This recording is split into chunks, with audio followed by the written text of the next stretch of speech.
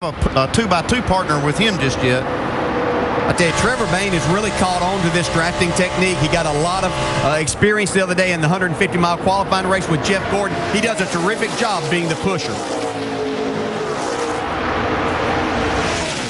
Great group of cars all within earshot of each other. There's the two Fords from Roush Fenway. Do you realize Roush Fenway Racing has never won a nationwide race here at Daytona? They used to own this place back in the days of GTO racing in the Rolex 24. Maybe today will be their day. Here we go again. That's Boyer down low, getting the push from Tony Stewart. Up high, it's the two Toyotas of Joe Gibbs Racing. Kyle Busch in front of Joey. Well, you're right, Dale. Trevor Bayne doing a great job pushing Ricky Stenhouse right here. They've pushed him almost up to the front pack right here so he can try to take the lead. Looks like they're going to get there.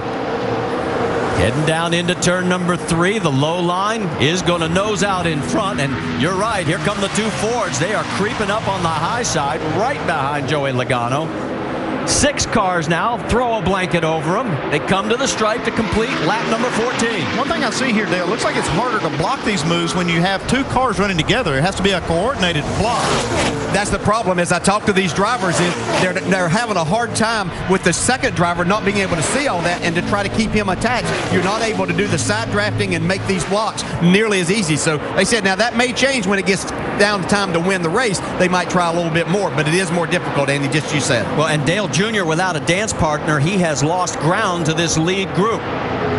There you see Logano and Kyle Busch making the swap again. That allows the Roush Fenway Fords to move ahead into that 3rd and 4th spot.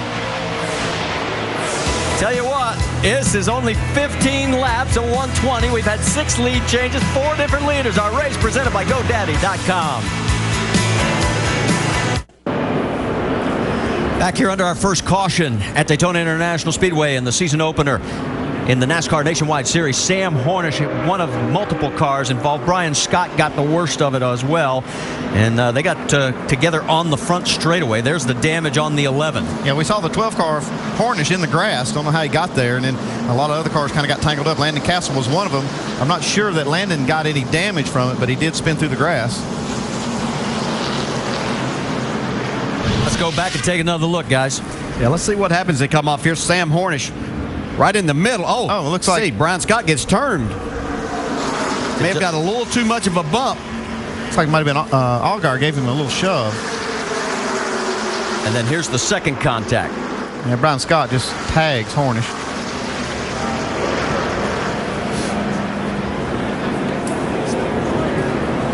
You see, now we talked about that these cars, the front and rear bumpers don't line up quite as well. You have to be careful with this bump drafting that a little bit too much of that, you'll get the nose up under and really lift the rear wheels off the ground. That's exactly what happened to Brian Scott. All right, let's go back and just listen.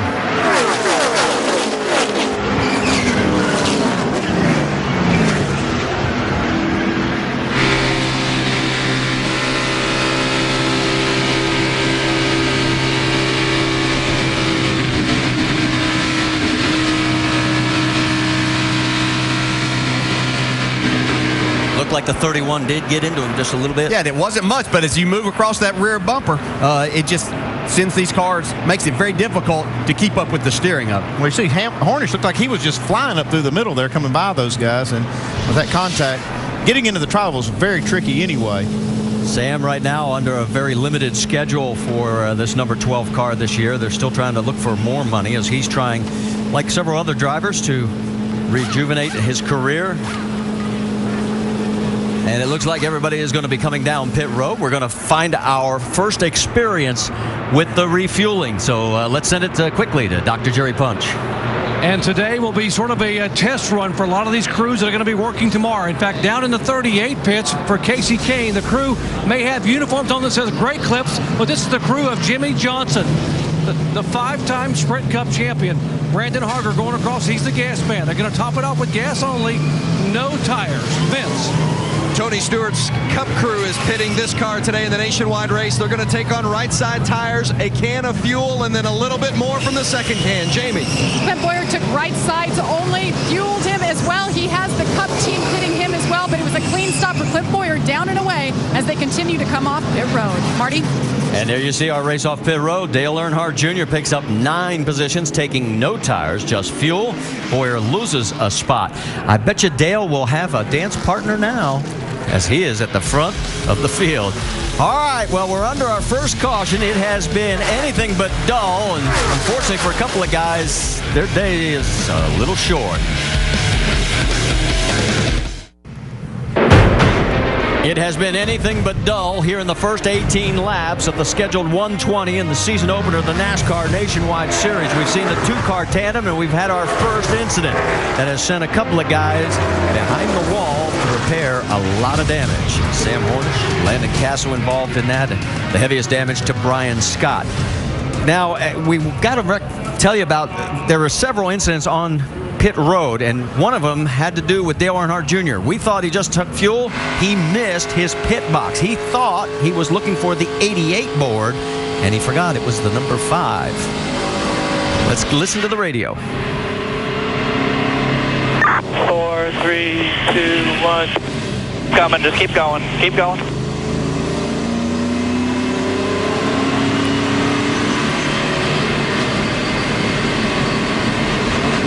And 4. It's all good. I thought I was going to see the 88 sign. I'm sorry. Yeah, there's Dale acknowledging he was looking for the 88 sign, which is his Sprint Cup number, obviously. Now, here's what happened to the 4-car. He gets tires and also gets fuel, but he gets blocked in by the car in front of him. Kind of chokes the car, taking off. Won't take him long to get back to the front. And while we've got the opportunity, let's give you the Goodyear track facts here at Daytona. We mentioned the fact we're going 300 miles today, pit road speed. Nobody that we know of was caught for speeding. And really, the one thing that has stood out for you, yeah, new pavement. That's what we should have here. New pavement. That's what's creating all of these situations. I mean, a combination of this car and the new pavement has opened up these 2-car drafts. So it's made it exciting so far. Well, yesterday you and Rusty were out there driving, and you said how hard it was to see on pit road. Could that have also played into this? Yeah, it could have, because it is hard to see those white lines on that white concrete. So it's making it more difficult with that. And but you really have to pay attention and know where all of that is. And I'm not sure that maybe the inexperience of the crew chief didn't play a little in there, Andy. Yeah, that driver needs some help, especially when he's driving something different. I mean, you need to say, hey, here we are, don't pass us. He was giving him the 4, 3, 2, 1 countdown to the pit stall, but he should have been getting just a little bit more help.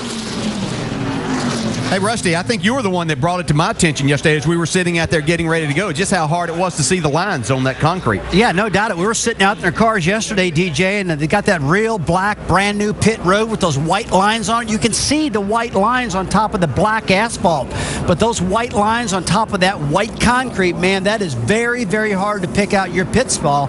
They probably need to paint those things yellow next time or something like that, but a big problem for the drivers, in my opinion. They did widen this pit road, too, and I can tell you that was one glaring thing that I saw was how much wider it is, so we shouldn't see nearly as much contact on pit roads we've seen here in the past. Well, let's listen in on the 5-car, see what Dale Earnhardt's talking about now. Yeah, I didn't look at it on the base lap, so I didn't know what it looked like, so my bad. That's pretty stupid. For the future, we should just have the 88 out there. That's what I'm used to looking at. Got to be careful with that, though, because Eric Almirola might stop in the wrong pit. Well, we'll wait and see, but it's going to force Dale Earnhardt Jr. to start back in the 33rd position because he did come back down pit road, did take tires, did get a full load of fuel. Sam Hornish Jr. is back behind the wall, 1 lap down. Also, Brian Scott is off the track. J.R. Fitzpatrick with his engine issues. Kevin LePage is back out. He's 11 laps down. Kelly Byers is off as well. It's Boyer, Logano, Stenhouse, Bain, and Kane. That's your top 5. And Boyer has taken the inside line, and we're back to green here at Daytona.